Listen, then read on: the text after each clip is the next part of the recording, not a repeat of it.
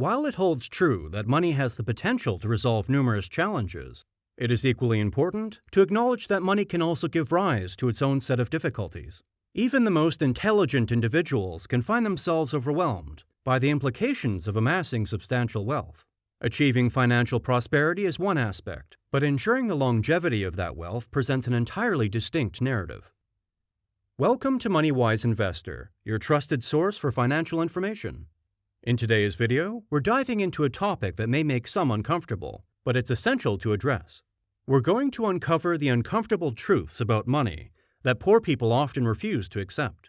But before we get started, make sure to hit that subscribe button and the notification bell so you never miss out on any of our future insightful videos. So, what are some candid realities about money that only affluent individuals can truly understand and identify with? Let's find out together.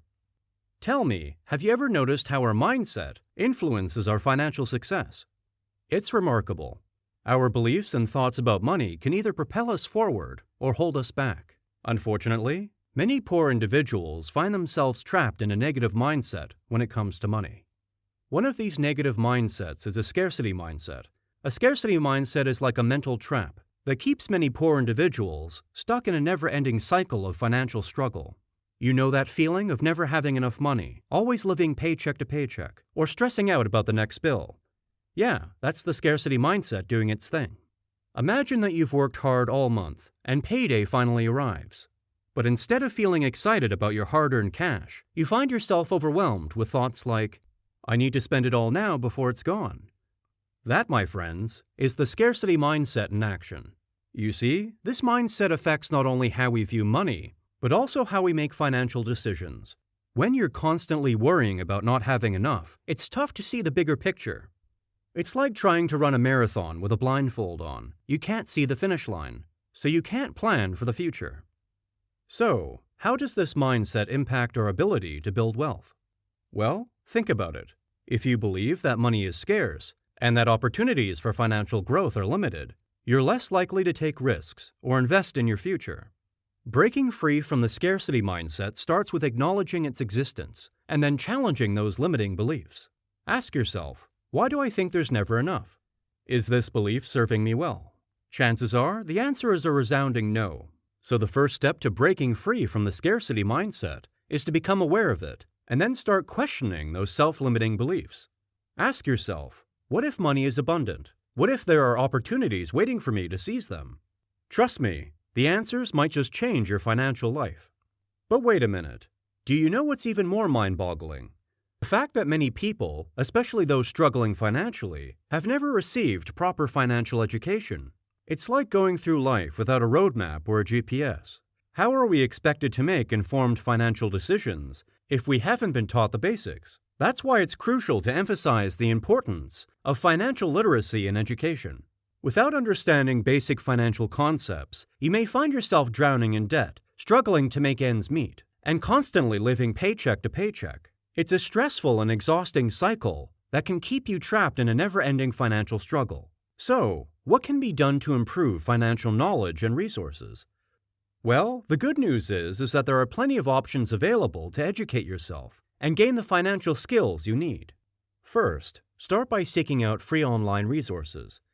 There are countless websites, blogs, and YouTube channels, like ours, that provide valuable information on personal finance. These programs break down complex financial concepts into digestible and relatable content. Second, consider attending financial workshops or seminars. Many organizations, banks, and community centers offer these educational opportunities for free or at a low cost. You'll have the chance to learn from financial experts and gain practical knowledge that you can apply to your own life. But let's not forget about books. They're like treasure troves of financial wisdom waiting to be discovered. Whether it's classics like Rich Dad, Poor Dad, or The Intelligent Investor, or more recent releases, reading books on personal finance can open your mind to new ideas and strategies. Oh, and did I mention podcasts? These audio shows are perfect for those who prefer to learn on the go. You can listen while commuting, exercising, or even doing household chores. With a wide range of finance-related podcasts available, you're sure to find one that resonates with your interests and learning style. But here's the thing. Learning is only part of the equation.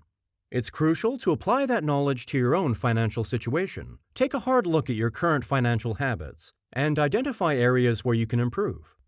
And what about spending habits? Do you ever find yourself swiping your credit card without even thinking twice? Or maybe you're constantly drawn to the allure of online shopping and end up with a cart full of things you don't really need. Well, my friend, you're not alone. One uncomfortable truth about money is the tendency of poor people to spend impulsively. Let's think about it for a moment. When you're struggling to make ends meet, it's natural to seek temporary relief and comfort in spending. You might justify it by saying, "I deserve this little treat," or "I'll worry about the consequences later." But here's the reality. Impulsive spending can dig you deeper into a financial hole. Living beyond your means may feel good in the short term, but the consequences can be devastating. Have you ever received a credit card statement that made your heart sink? Or maybe you've experienced the stress of juggling multiple bills and barely making minimum payments. Living beyond your means leads to mounting debt, high interest rates, and a constant state of financial anxiety. Now let's talk about a powerful tool that many poor people often refuse to accept: budgeting. I know, it may sound boring or restrictive, but trust me, it's a game changer. Budgeting is about creating a roadmap for your money, making sure every dollar has a purpose. Think about it this way. When you have a limited amount of money, wouldn't you want to know where it's going? Budgeting allows you to prioritize your needs, allocate funds for savings and investments, and ensure you're living within your financial capabilities. It's like having a financial GPS that guides you towards your goals. Here are a few strategies to improve your spending habits and start saving money. Number 1. Track your expenses. Take a close look at where your money is going. Keep a record of every purchase, whether it's a cup of coffee or a new pair of shoes. This awareness can help you identify unnecessary spending and make adjustments. Number 2. Set realistic goals. What are you working toward? Maybe it's paying off debt, saving for a down payment on a home, or building an emergency fund. Define your goals and break them down into achievable milestones. This gives you something tangible to work toward and motivates you to make smarter spending choices. Number 3. Prioritize your needs versus wants. It's easy to get caught up in the allure of shiny new things, but pause for a moment and ask yourself, do I really need this? Distinguish between essential expenses and discretionary purchases. By focusing on your needs first, you can ensure that your financial foundation is strong before indulging in wants. Number 4.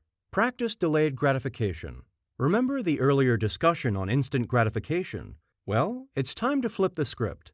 Instead of succumbing to impulsive purchases, practice delaying gratification. Give yourself time to consider whether a purchase aligns with your goals and values. You might find that you don't really need it after all, saving yourself some hard-earned money. Number 5. Automate your savings. Make saving a habit by automating it. Set up automatic transfers from your checking account to a dedicated savings account. This way, you're constantly putting money aside without the temptation to spend it impulsively. By implementing these strategies, you'll gradually improve your spending habits and take control of your financial future. It won't be easy, but remember, every small step counts. Moving forward, how does avoidance of risks affect poor people's approach to money? Many people, especially those in financially challenging situations, tend to avoid risks like the plague. It's natural fear to the unknown, and when it comes to money, that fear can be even more daunting. But here's the thing, calculated risks can lead to some of the most significant opportunities for growth. Now, I'm not saying you should throw caution to the wind and dive headfirst into every opportunity that comes your way. No, not at all. What I'm saying is that you need to strike a balance between caution and taking strategic risks. And here's a quick reminder before we wrap up. Don't let fear hold you back from exploring opportunities that could lead to your financial growth. Be wise, do your research, and take calculated risks. Remember, some of the most incredible success stories were born out of risk-taking. Until next time, stay money-wise.